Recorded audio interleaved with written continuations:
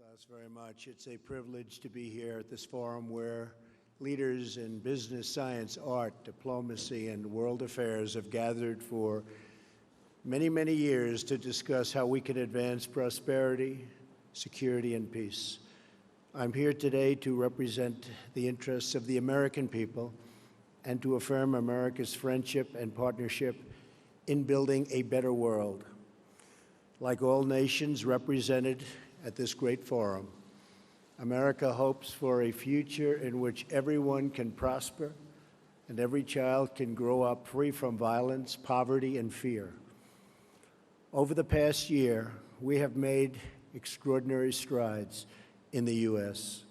We're lifting up forgotten communities, creating exciting new opportunities, and helping every American find their path to the American dream, the dream of a great job, a safe home, and a better life for their children. After years of stagnation, the United States is once again experiencing strong economic growth. The stock market is smashing one record after another and has added more than $7 trillion in new wealth since my election. Consumer confidence, business confidence, and manufacturing confidence are the highest they have been in many decades. Since my election, we've created 2.4 million jobs, and that number is going up very, very substantially. Small business optimism is at an all-time high. New unemployment claims are near the lowest we've seen in almost half a century.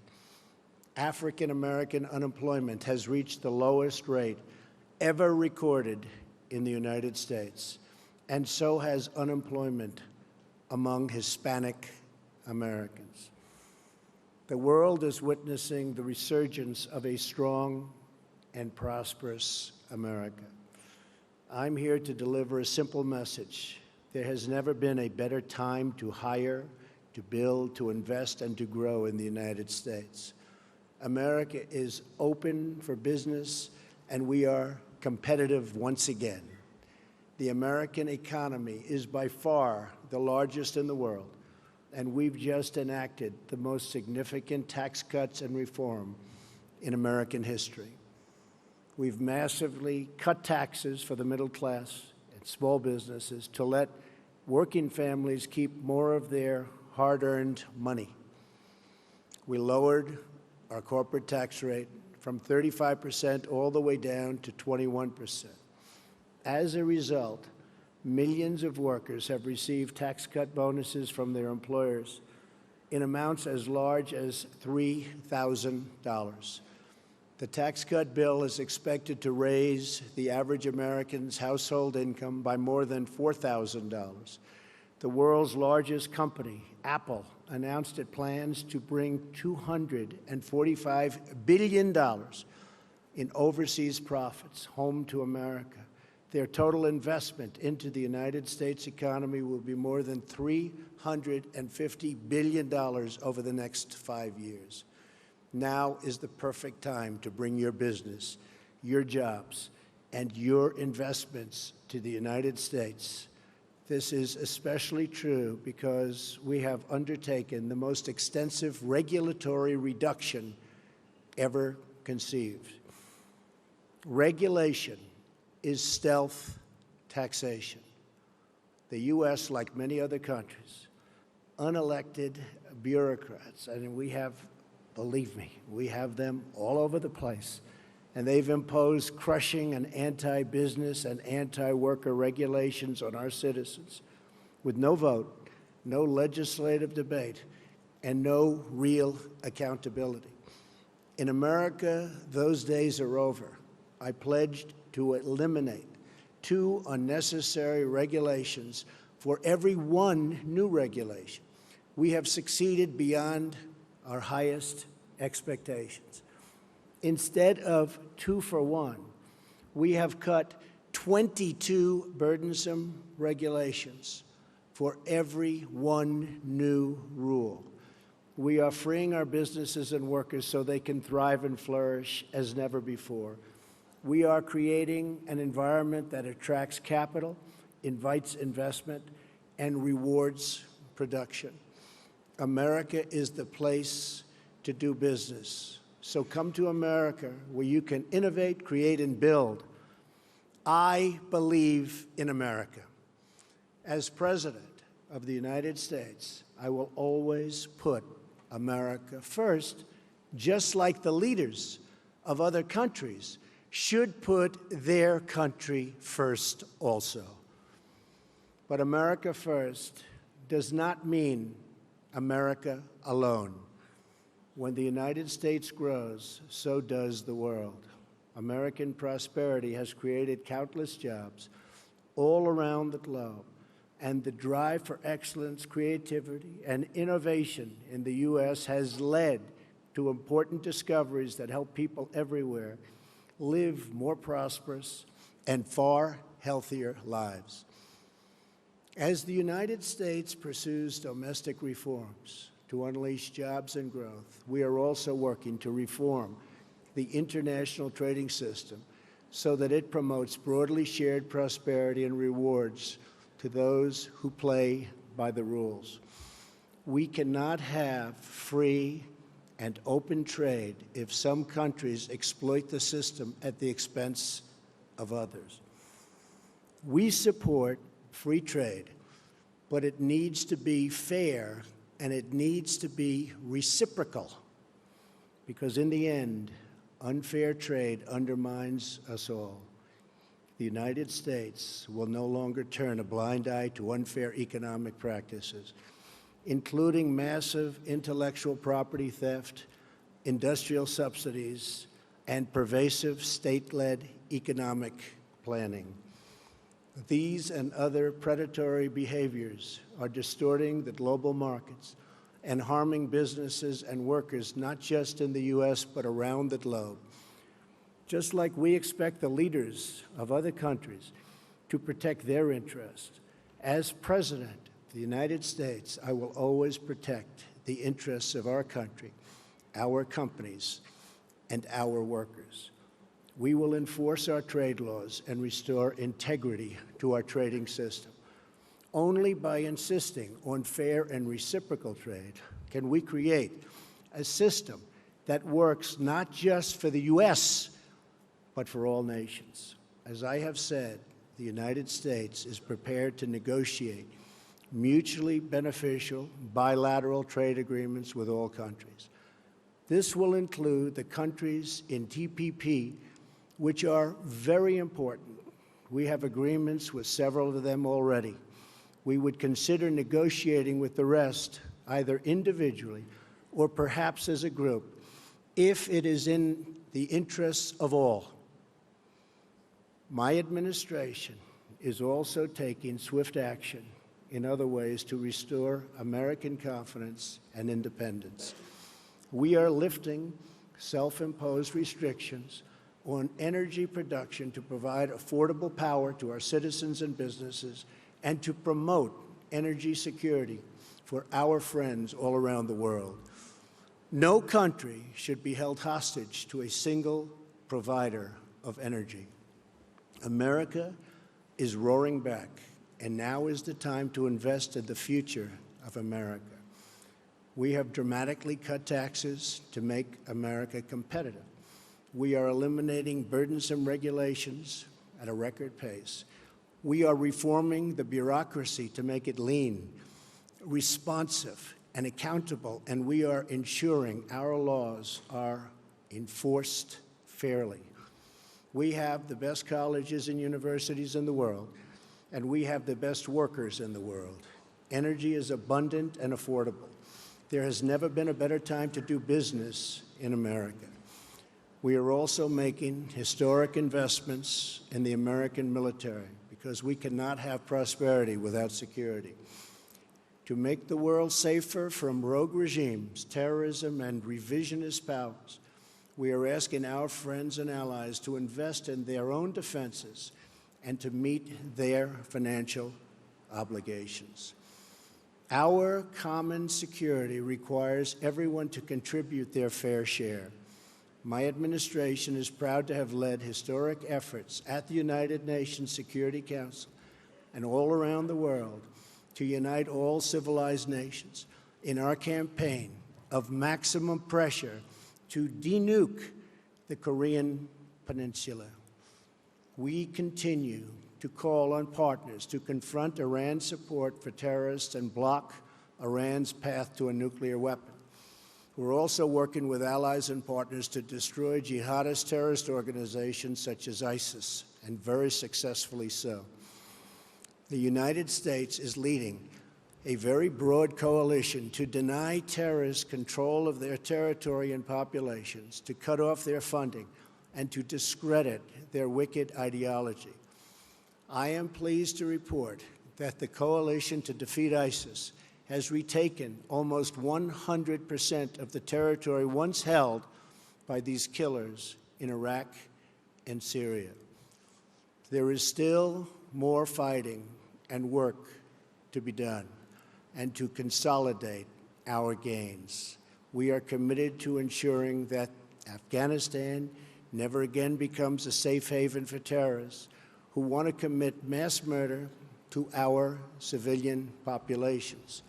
I want to thank those nations represented here today that have joined in these crucial efforts.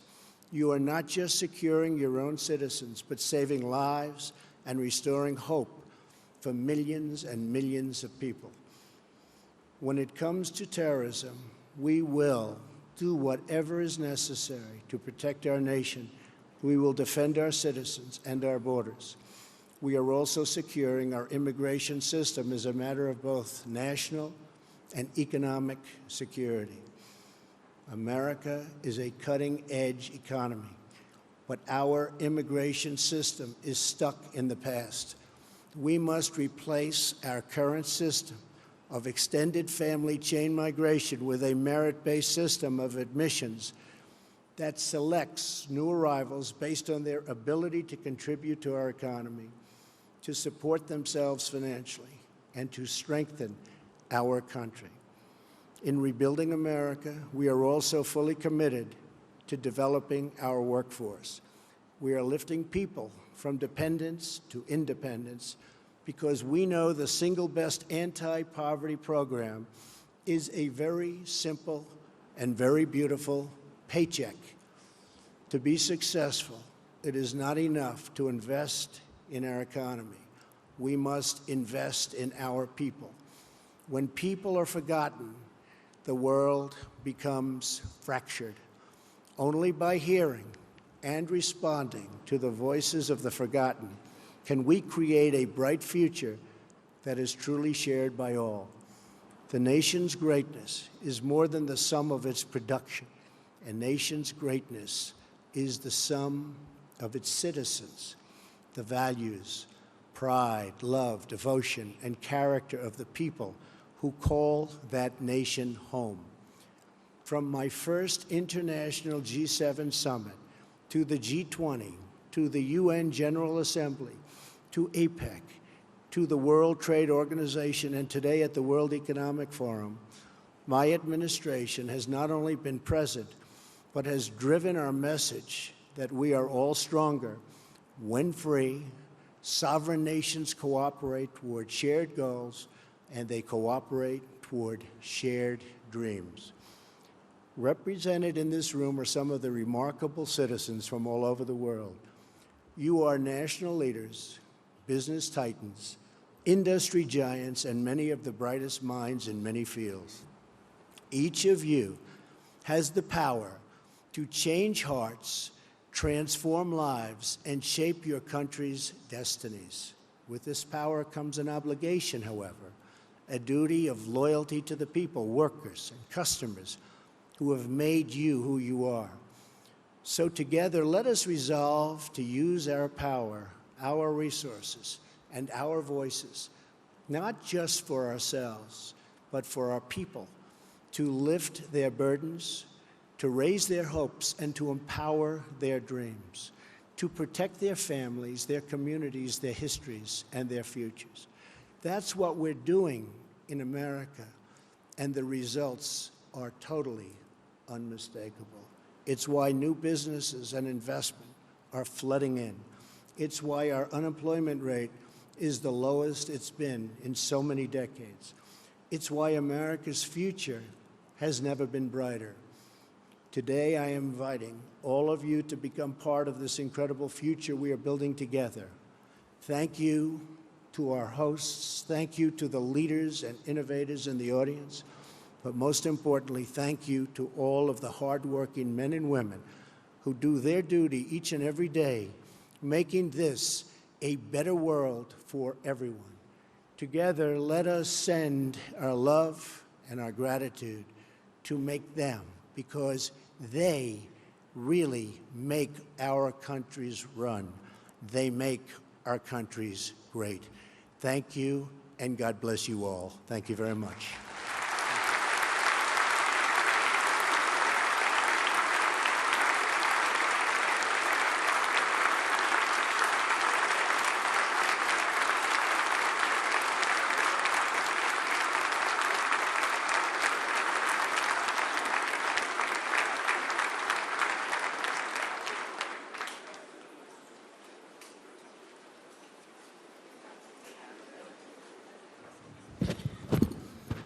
Thank you very much. Thank you, Mr. President, for this inspiring speech.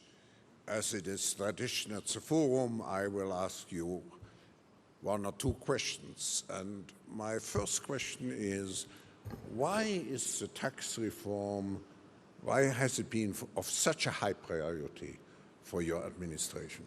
Well, first of all, Klaus, I want to congratulate you. This is an incredible group of people. We had dinner last night with about 15 leaders of industry, none of whom I knew, but all of whom I've read about for years, and it was truly an incredible group. But I think I have 15 new friends. So this has been really great what you've done in putting it together, the Economic Forum.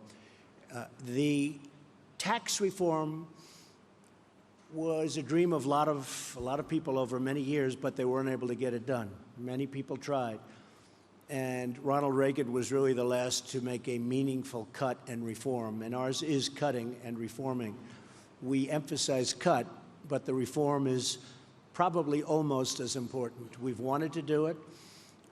It is very tough politically to do it. Hard to believe that would be, but it is very, very tough. That's why it hasn't been done in close to 40 years. And once we got it going, it was going, and the big, and I wouldn't say a total surprise, but one of the big things that happened and took place is AT&T and some others came out very early and they said they were going to pay thousands and thousands of dollars to people that work for their companies. And you have 300,000, 400,000, 500,000 people working for these companies. And all of a sudden it became like a big waterfall, a big, beautiful waterfall, where so many companies are doing it. And even today they just announced many more. But every day they announce more and more. And now it's a fight for who's going to give the most. It started at 1,000. Now we have them up to 3,000. This is something that we didn't anticipate. Oftentimes in business, things happen that you don't anticipate. Usually that's a bad thing. But this was a good thing. This came out of nowhere. Nobody ever thought of this as a possibility even. It wasn't in the equation. We waited, we said, wait till February 1st when the checks start coming in, and people, Klaus, have a lot more money in their paycheck, because it's not just a little money. There's a lot of money for people making a living doing whatever they may be doing. And we really thought February 1st it was going to kick in and everybody was going to be, well, we haven't even gotten there yet. And it's kicked in, and it's had an incredible impact on the stock market and the stock prices. We've set 84 records since my election, record stock market prices, meaning we hit new highs 84 different times out of a one-year period. And that's a great thing. And in all fairness, that was done before we passed the tax cuts and tax reform. So what happened is really something special. Then, as you know, and as I just said, Apple came in with $350 billion. And I tell you, I spoke with Tim Cook. I said, Tim, I will never consider this whole great run that we've made complete until you start building plants in the U.S. And I will tell you, this moved up very substantially. But when I heard 350, I thought they were talking $350 million. And by the way, that's a nice-sized plant. Not the greatest, but not bad. And they said, no, sir, it's $350 billion. I said, that is something. Well, we have tremendous amounts of money, including my newfound friends from last night, great companies. They're all investing. When one of the gentlemen said he's putting in $2 billion because of the tax cuts, I said to myself, wow, he's actually the cheap one in the group because they're putting in massive numbers of billions of dollars. So I think you have a brand new United States. You have a United States where people from all over the world are looking to come in and invest, and there's just nothing like what's happening. And I just want to finish by, I have a group of people that have been so outside. I have a whole lot of them, so I won't introduce because then I'll insult at least half of them. But I've had a group of people that work so hard on this and other things. And we're really we had a great first year, so successful in so many different ways. And there's a tremendous spirit. When you look at all of the different charts and polls, and you see, as an example, African-American unemployment at the historic low. It's never had a period of time like this. Same with Hispanic. Women at a 17-year low. It's very heartwarming to see, but there's a tremendous spirit in the United States. I would say it's a spirit like I have never witnessed before. I've been here for a while. I have never witnessed the spirit that our country has right now. So I just want to thank you all and all of those that are pouring billions of dollars into our country, or $10 into our country. We thank you very much. Thank you. Mr. President, I will ask you maybe a personal question, but before doing so, I just sounds very interesting. Acknowledge. I didn't know about this one. I would like to acknowledge the strong presence of your cabinet members here, who tremendously contributed to the discussions. Good. The last I would days. like to do that. That's very good. Yeah. Now, Stephen, Wilbur, Gary, Robert, even my general and my various other generals, you know, we're making our military protection a little bit better for us too. So thank you very much. Does everybody understand that? I think so. Thank you all for being here. Now, my maybe personal question would be, what experience from your past have been most useful in preparing you for the presidency? Well, being a businessman has been a great experience for me. I've loved it. I've always loved business. I've always been good at building things, and I've always been very successful at making money. I'd buy things that would fail, that would be failures, and I'd turn them around and try and get them for the right price, and then I'd turn them around, make them successful. And I've been good at it, and that takes a certain ability. And, you know, historically, I guess there's never really been a businessman or business person elected president. It's always been a general or a politician. Throughout history, it's always been a general. You had to be a general, but mostly it was politicians. You never have a businessman. And then, in all fairness, I was saying to Klaus last night, had the opposing party to me won, some of whom you backed, some of the people in the room, instead of being up almost 50%, the stock market is up since my election almost 50%. Rather than that, I believe the stock market from that level, the initial level, would have been down close to 50%. That's where we were heading. I really believe that, because they were going to put on massive new regulations. You couldn't breathe. It was choking our country to death. And I was able to see that, Klaus, as a business person. The other thing is I've always seemed to get, for whatever reason, a disproportionate amount of press or media. And throughout my whole life, somebody will explain someday why, but I've always gotten a lot.